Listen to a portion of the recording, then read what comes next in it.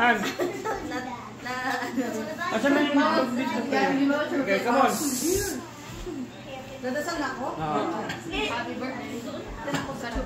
Bilisan mo. Okay, let us pray.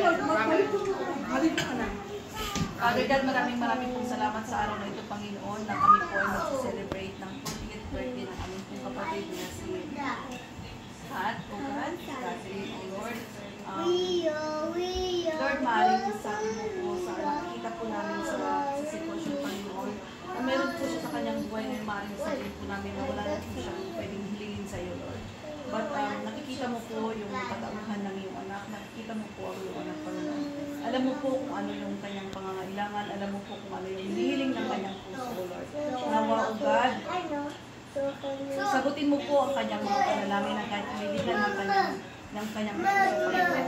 Ganon din po na hinihingi namin ng patuloy na pagsuporta sa kanila pong pinansyal na pangangailangan, sa kanila pong mga trabaho, ganon din po ng kanyang asawa, at ang kanila pong kalusugan, Panginoon, na ni-entrust din po namin sa iyo, Panginoon, ng mga anak niya, ang kanyang asawa, ang kanyang siya po, Panginoon, ikaw na po ang bahala sa kanila.